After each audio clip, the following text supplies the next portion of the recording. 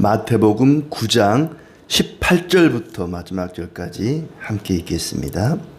예수께서 이 말씀을 하실 때에 한 관리가 와서 절하며 이르되 내 딸이 방금 죽었사오나 오셔서 그 몸에 손을 얹어 주소서 그러면 살아나겠나이다 하니 예수께서 일어나 따라가심에 제자들도 가더니 12회 동안이나 혈루증으로 앓는 여자가 예수의 뒤로 와서 그 겉옷가를 만지니 이는 제 마음에 그 겉옷만 만져도 구원을 받겠다 함이라.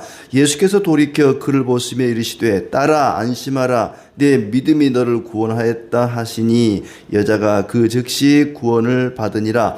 예수께서 그 관리의 집에 가사 피리 부는 자들과 떠드는 무리를 보시고 이르시되 물러가라 이 소녀가 죽은 것이 아니라 잔다 하시니 그들이 비웃더라. 무리를 내보낸 후에 예수께서 들어가사 소녀의 손을 잡으시며 일어나는지라 그 소문이 그 온 땅에 퍼지더라. 예수께서 거기에서 떠나가실새 두 맹인이 따라오며 소리질러 이르되 다윗의 자손이여 우리를 불쌍히 여기소서 하더니 예수께서 집에 들어가심에 맹인들이 그에게 나오거늘 예수께서 이르시되 내가 능히 이 일을 할 줄 믿느냐 대답하되 주여 그러하오이다 하니 이에 예수께서 그들의 눈을 만지시며 이르시되 너희 믿음대로 되라 하시니 그 눈들이 밝아진지라. 예수께서 엄히 경고하시되 삼가 아무에게도 알리지 말라 하셨으나 그들이 나가서 예수의 소문을 그 온 땅에 퍼뜨리니라. 그들이 나갈 때에 귀신 들려 말 못하는 사람을 예수께 데려오니 귀신이 쫓겨나고 말 못하는 사람이 말하거늘 무리가 놀랍게 여겨 이르되 이스라엘 가운데서 이런 일을 본 적이 없다 하되 바리새인들은 이르되 그가 귀신의 왕을 의지하여 귀신을 쫓아낸다 하더라. 예수께서 모든 도시와 마을에 두루 다니사 그들의 회당에서 가르치시며 천국 복음을 전파하시며 모든 병과 모든 약한 것을 고치시니라. 무리를 보시고 불쌍히 여기시니 이는 그들의 목자 없는 양과 같이 고생하며 기진함이라.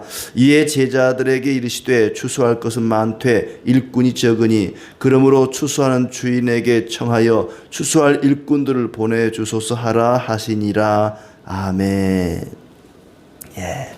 오늘도 주님의 은혜가 가득하기를 진심으로 축복합니다. 마태는 이 마태복음을 통해서 예수님께서 누구신가 그리고 왜 이 땅에 오셨는가를 계속해서 말씀하고 있습니다. 초대교회 때 예수님 떠난 이후에 많은 그리스도인들이 핍박을 받고 고난을 당하고 그런 중에도 믿음을 지켜가고 있는데 그들을 격려하기 위해서 유대인으로 있다가 그리스도인이 된 사람들에게 바로 우리가 죽이라고 외쳤던 그 청년 예수가 구약 성경에서 자기들이 잘 알고 있던 메시아 구원자다. 예수가 우리를 죄에서 구원할 구원자이시다. 메시아이시다 하는 것을 계속해서 강조하고 있습니다. 예수님의 가르침과 예수님의 능력 행함을 통해서 예수는 바로 하나님이시다. 하나님의 아들이시다. 우리가 기다리던 우리의 구원자 메시아이시다 하는 것을 가르칩니다. 5장부터 7장까지 산상수훈 예수님의 가르침을 통해서 그것을 증거하고 또 그 이후에 예수님의 능력 행함을 병 고치는 것이나 귀신을 내쫓는 것이나 약한 것을 고치는 그것을 통해서 예수님은 우리의 구원자이시다. 우리를 죄에서 구원하기 위해서 이 땅에 오신 메시아이시다 하는 것을 말씀하고 있습니다. 때로는 가르침과 능력 행함을 동시에 행하죠. 능력을 행한 다음에 그 능력 행함을 통해서 또 교훈을 주시는 그런 대목도 나옵니다. 1절부터 8절에 보면 중풍병자를 고치는 일을 통해서 예수님이 죄를 사하는 권세를 가지신 분이라는 것을 또 교훈하고 있기도 하죠. 예수님이 어떤 분인가? 예수님은 죄를 사하는 권세를 가지신 분이다 하는 것을 2절에 말하는데 작은 자야 안심하라 내 죄 사함을 받았느니라. 내 죄 사함을 받았느니라 하면서 예수님은 죄 사하는 권세가 있는 그런 분이라는 것을 말씀하고 있죠. 침상에 누운 중풍병자를 사람들이 데리고 왔습니다. 중풍병에 걸렸으니까 사지를 움직일 수가 없겠죠. 지금도 마찬가지입니다만은 중풍에 걸리면은 사람이 움직일 수가 없습니다. 절반만 주로 이제 풍이 오는 경우도 있고 하는데 아마 이 중풍병자는 전체를 움직일 수 없는 그런 상황이었던 것 같아요. 혼자 자기 힘으로는 예수님께 나올 수가 없으니까 여러 사람들이 친구들이 그를 데리고 왔습니다. 예수님께서 그들의 믿음을 보시고 이 친구를 데리고 온 그 사람들의 믿음을 보시고 중풍병자에게 작은 자야 안심하라 내 죄의 사함을 받았느니라 말합니다. 그러자 옆에 있던 서기관들, 성경을 필사하고 가르치는 서기관들이 속으로 생각하기를 신성을 모독했다. 죄를 사할 수 있는 것은 하나님만 할 수 있는 일인데 어찌 감히 인간인 예수라는 사람이 네가 어찌 감히 하나님만 할 수 있는 말을 하느냐, 어찌 감히 죄 사한다는 말을 그렇게 함부로 하느냐, 신성 모독이다, 이렇게 속으로 생각했던 것 같아요. 예수님께서 그 속의 생각을 아시고 어찌하여 마음에 악한 생각을 하느냐, 그들의 생각을 악한 생각이라고 규정합니다. 예수님은 당연히 하나님이시기 때문에 죄를 사할 수 있는 권세가 있는데 그것을 신성모독이라고 생각했으니까 악한 생각이라고 말씀을 하십니다. 죄의 사함을 받았느니라 하는 말과 일어나 걸어가라 하는 말 중에 어느 것이 쉽겠느냐. 사실은 죄를 사하는 것은 하나님만 할 수 있는 일이기 때문에 죄를 사하는 것이 더 큰 일입니다. 병을 고치는 것보다 죄 사하는 것이 더 큰 일이지만 사람들이 볼 때, 세상이 눈으로 볼 때는 죄를 사하는 것은 눈으로 드러나 보이는 것이 없어요. 죄 사함을 받는다, 뭐 특별한 게 드러나지 않습니다. 근데 일어나 걸어가라, 중풍병자가 일어나 걸어가는 것이 사람들 눈에 볼 때는 훨씬 더 큰 일처럼 보이죠. 예수님은 일어나 걸어가라, 병을 고침으로써 그분이 죄까지 사하는 권세가 있다는 것을 보여주고 있습니다. 사람들 눈에 볼 때 더 어려운 일을 통해서 죄도 사하는 권세가 있다는 것을 보여주고 있는 것이죠. 인자가 죄를 사하는 권능이 있는 줄을 알게 하려 하노라 하고 중풍병자에게 일어나 침상을 가지고 집으로 가라 했더니 그가 일어나서 집으로 갔다. 사람들이 그것을 보고 두려워하며 하나님께 영광을 돌렸다고 말합니다. 그러니까 사람들 눈에 볼 때는 침상을 가지고 집으로 돌아가는 그 더 큰 일을 통해서 예수님은 보이지 않는 죄까지 사하는 그런 능력을 가지신 분이다 하는 것을 가르치는 거죠. 중풍병자를 고치는 그 능력 행함을 통해 예수님은 죄 사하는 권세가 있는 분이라는 교훈을 가르칩니다. 그러니까 능력 행함과 가르침이 이 한 사건 안에서 동시에 지금 드러나고 있는 것이죠. 그 다음에 이제 9절부터 13절은 마태를 부르는 일입니다. 마태 복음을 기록한 마태 자신이 어떻게 예수님의 제자가 되었는지 하는 과정을 이야기하는 거죠. 그는 세관에 앉아 있었던 세리였습니다. 세리는 죄인 중에서도 아주 악질적인 그런 죄인으로 취급받던, 백성들에게 세금을 받아 뭐 절반은 자기가 떼어먹고 절반은 로마 당국에 갖다 바치는 매국노 같은 그런 사람들이 이 세리인데, 이 마태는 세리였습니다. 다른 이름을 레위라고도 하지요. 그가 세관에 앉아 있는 것을 보시고 나를 따르라 하시니 일어나서 따랐다. 그리고 많은 세리와 죄인들이 함께 예수님과 식사를 하시는데 바리새인들이 그것을 보고 비난을 합니다. 11절에 어찌하여 너희 선생은 세리와 죄인들과 함께 잡수시느냐. 예수님이 들으시고는 건강한 자에게는 의사가 쓸데없고 병든 자에게라 쓸데있느니라. 내가 죄인을 부르러 왔다, 의인을 부르러 온 것이 아니요 죄인을 부르러 왔노라 하면서 그 바리새인들의 그 비난을 꾸짖고 있습니다. 예수님께서 왜 이 땅에 오셨는가? 예수님이 오신 것은 바로 마태와 같은 그런 세리들, 사람들에게 손가락질 당하고 또 천대받는 그런 연약한 사람들을 구원하기 위해서 오셨다 말씀을 하고 계십니다. 그리고 14절부터 17절은 이제 금식에 관한 얘기를 이제 하고 있습니다. 요한의 제자들, 세례 요한이죠. 세례 요한의 제자들도 금식을 하고 또 바리새인들도 금식을 하는데 왜 예수님의 제자 당신들은 금식을 하지 않느냐? 이에 대해서 예수님께서 15절에 말씀하시죠. 혼인집 손님들이 신랑과 함께 있을 동안에 슬퍼할 수 있느냐? 신랑을 빼앗길 날이 이르리니 그때에 금식할 것이다. 마치 예수님이 함께 하는 것이 결혼잔치와 같은 그런 것이다. 그 결혼잔치의 주인공은 신랑이죠. 신랑과 함께 있을 동안에는 금식할 필요가 없다. 신랑이 사라지고 나면 그때는 이제 금식할 일이 있을 것이다. 예수님이 떠나고 나면은 그때 가서 이제 금식하게 될 것이다 하는 얘기인데, 메시아가 오심은 새로운 세상이 열린 것이다.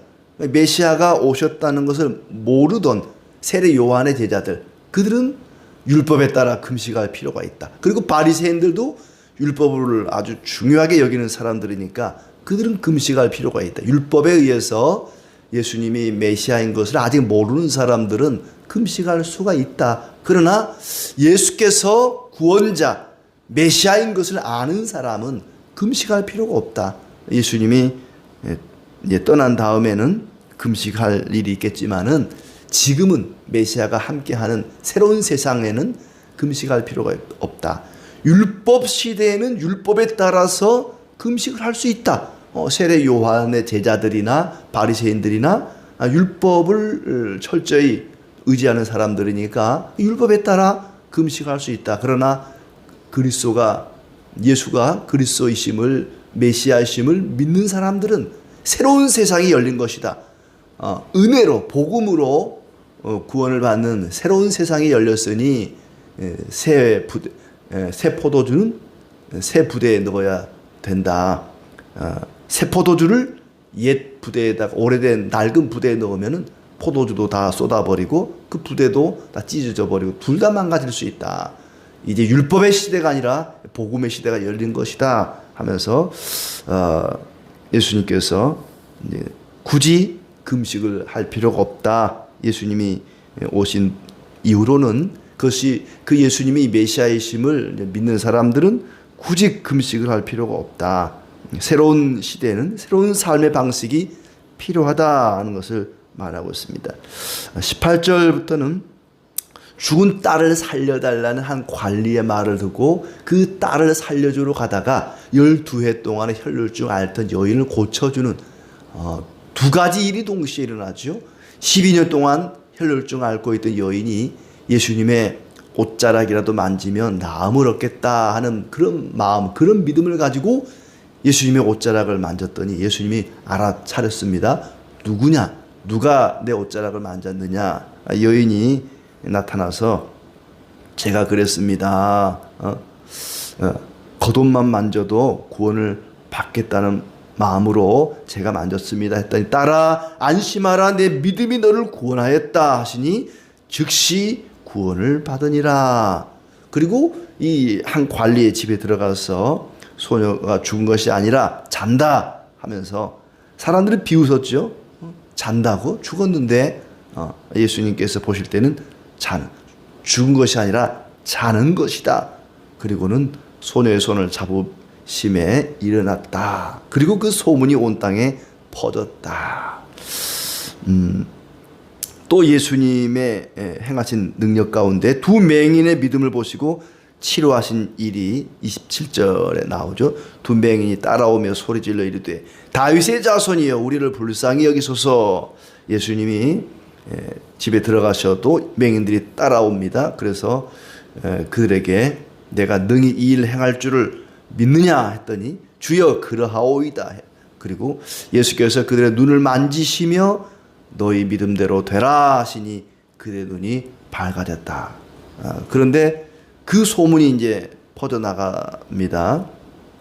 그리고 또 한 사건 32절부터 귀신 들려 말 못하는 사람도 예수님이 고쳐줍니다. 그랬더니 그 일을 놓고 바리새인들은 그가 귀신의 왕을 의지하여 귀신을 쫓아낸다. 귀신 들렸다.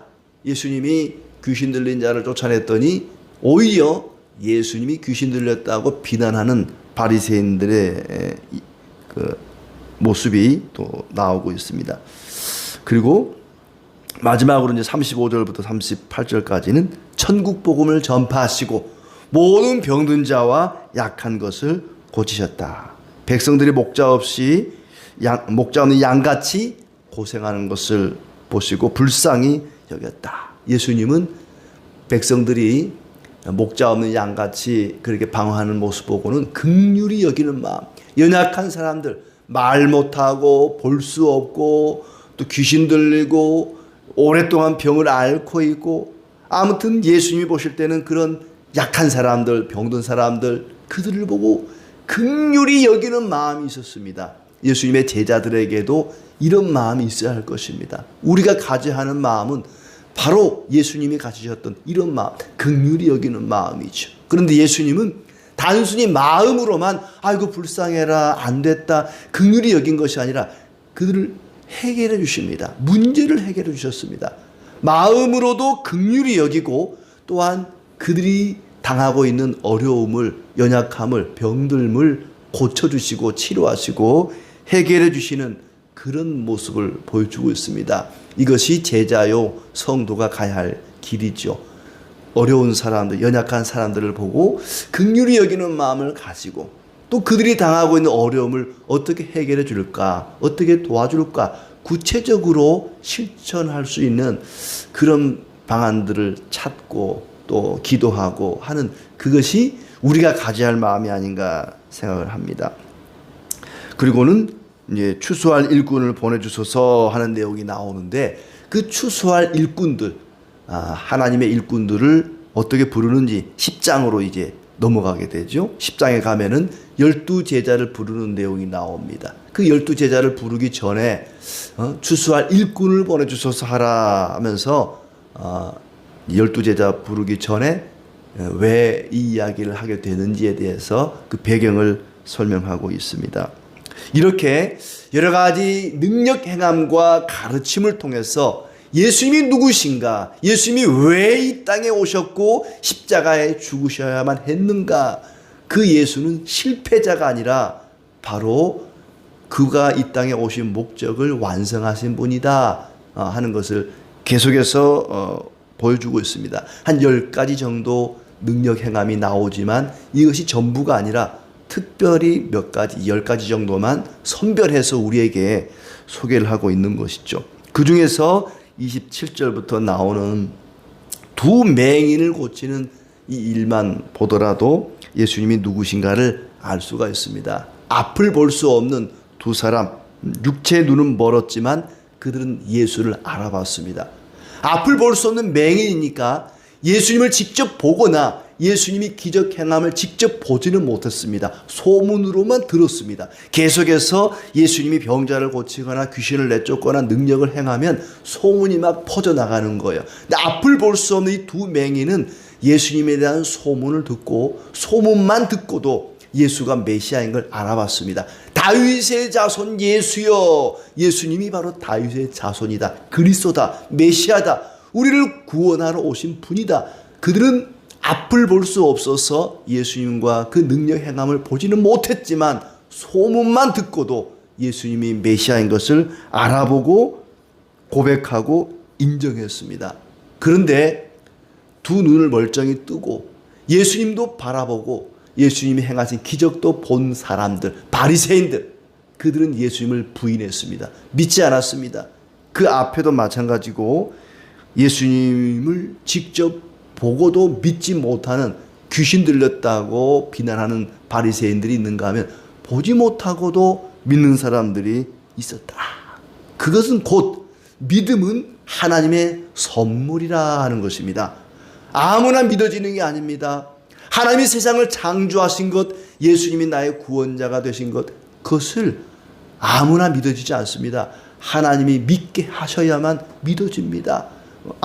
앞에서부터 계속해서 보면은 믿음이 강조되고 있죠. 중풍병자를 데리고 온 친구들, 그들의 믿음을 보시고 이 중풍병자를 치료했다. 또 12해 동안 혈루증 앓는 여인을 보면서 믿음이 너를 구원하였다 하고 고쳐주십니다.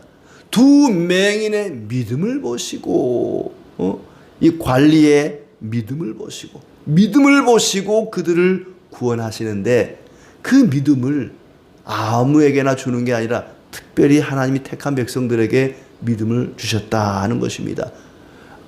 몸을 움직이지 못한 아마 그 중풍병자도 그의 믿음이 직접 기록되진 않았지만 그도 믿음을 갖고 있지 않았겠습니까?